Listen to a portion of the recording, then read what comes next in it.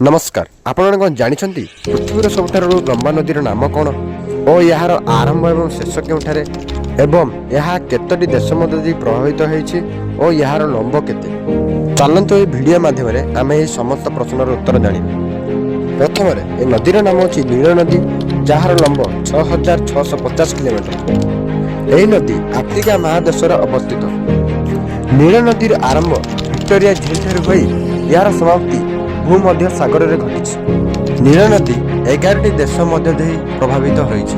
प्रथम Tanzania, Uganda, Rwanda, Burundi, Congo, Kenya, Ethiopia, Eritrea, South Sudan, Sudan, Egypt यही 11टी देश मध्य दे नील नदी प्रभावित होइछि।